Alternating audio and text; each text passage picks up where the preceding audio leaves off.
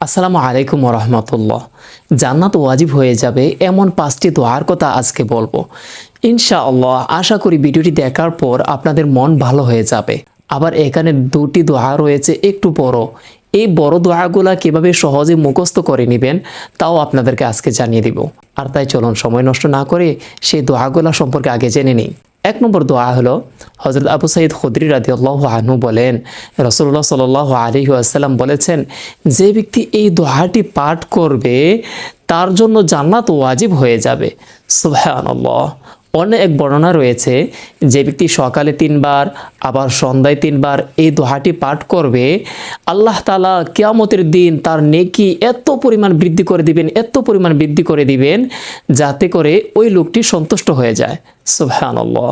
অপর এক বর্ণনা রয়েছে, রাসূলুল্লাহ সাল্লাল্লাহু আলাইহি ওয়াসাল্লাম বলেছেন, যে ব্যক্তি সকালে এই দোয়াটি 3 বার পাঠ করবে তার হাত ধরে জান্নাতে নেওয়ার জিম্মাদারি আমার। মানে রাসূলুল্লাহ সাল্লাল্লাহু আলাইহি ওয়াসাল্লাম তাকে জান্নাতে পৌঁছে দেওয়ার জিম্মাদারি নিচ্ছেন। এই দোয়াটি সম্পর্কে অপর এক বর্ণনা রয়েছে, যে ব্যক্তি সন্ধ্যায় এই দোয়াটি 7 বার পাঠ করবে তার উপর সন্তুষ্ট হয়ে যাওয়া আল্লাহ তাআলার হক। আর সেই দোয়াটি হলো, রাদিতু বিল্লাহি রাব্বা ওয়া বিল ইসলামি দীনা ওয়া বি মুহাম্মাদিন সাল্লাল্লাহু আলাইহি ওয়াসাল্লাম নাবিয়্যা ওয়া রাসূলা। আবার শুধু নবিয়া বলতে পারবেন। জান্নাতে যাওয়ার 2 নম্বর দোয়াটি আরও সহজ। সেই দোয়াটি সম্পর্কে হাদিসে বর্ণিত হয়েছে, রাসূলুল্লাহ সাল্লাল্লাহু আলাইহি ওয়াসাল্লাম বলেছেন, কোনো ব্যক্তি যদি আল্লাহ তাআলার কাছে মাত্র 3 বার জান্নাত চায়, তখন স্বয়ং জান্নাত আল্লাহ তাআলার কাছে প্রার্থনা করে, হে আল্লাহ, এই ব্যক্তিকে তুমি জান্নাত দান করো, এই ব্যক্তিকে তুমি জান্নাতে প্রবেশ করাও।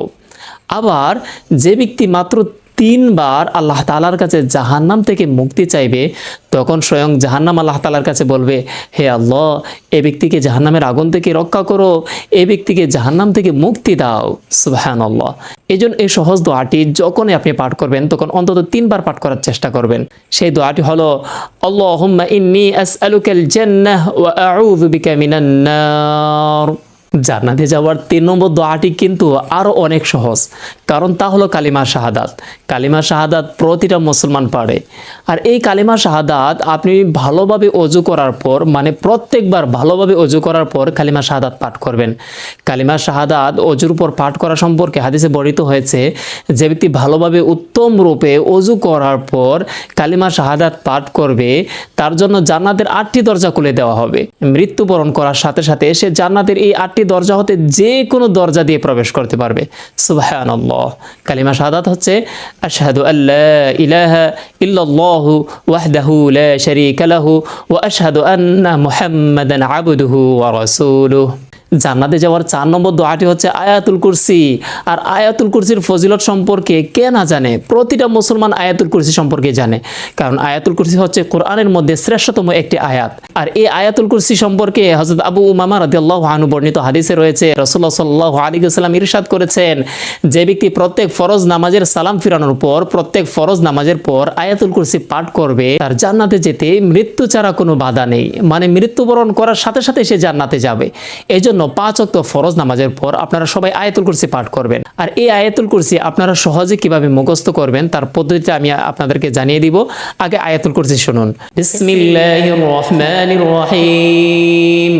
আল্লাহু লা ইলাহা ইল্লাহু আল হাইয়ুল কাইয়্যুম লা তাখুযুহু সিনাতুন ওয়া লা নাওম লাহু মা ফিস সামাওয়াতি ওয়া মা ফিল আরদ মান যাল্লাযী ইয়াশফাউ عنده إلا بإذنه يعلم ما بين أيديهم وما خلفهم ولا يحيطون بشيء من علمه إلا بما شاء وسع كرسيه السماوات والأرض ولا يؤوده حفظهما وهو العلي العظيم।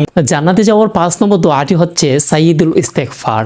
এই সাইয়্যিদুল ইস্তেগফার সম্পর্কে রাসূলুল্লাহ সাল্লাল্লাহু আলাইহি ওয়াসাল্লাম বলেন, যে ব্যক্তি দিনের বেলা সাইয়্যিদুল ইস্তেগফার পাঠ করবে আর সে যদি এই দিনের বেলা সাইয়্যিদুল ইস্তেগফার পাঠ করার পর মৃত্যুবরণ করে তাহলে সে জান্নাতি হয়ে যাবে। সুবহানাল্লাহ।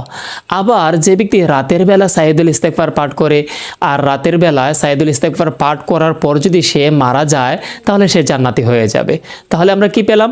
সকালে এবং সন্ধ্যায় যে ব্যক্তি সাইয়েদুল ইস্তেগফার পাঠ করবে তারপর সে মৃত্যুবরণ করে, ইনশাআল্লাহ রাসূল সাল্লাল্লাহু আলাইহি ওয়াসাল্লাম বলতেছেন কি সে জান্নাতে প্রবেশ করবে। সুবহানাল্লাহ। যদিও সাইয়েদুল ইস্তেগফার একটু বড়, এই জন্য সাইয়েদুল ইস্তেগফার কিভাবে আপনারা মুখস্থ করবেন তার পদ্ধতিটি আমি শেষের দিকে বলে দিব। আগে সাইয়েদুল ইস্তেগফারটা শুনুন। সাইয়েদুল ইস্তেগফার হচ্ছে اللهم أنت ربي لا إله إلا أنت خلقتني وأنا عبدك وأنا على عهدك ووعدك ما استطعت أعوذ بك من شر ما صنعت أبوء لك بنعمتك علي وأبوء بذنبي فاغفر لي فإنه لا يغفر الذنوب إلا أنت। তাহলে এই সাইয়েদুল ইস্তেগফার আপনি সকালে এবং সন্ধ্যায় পাঠ করবেন।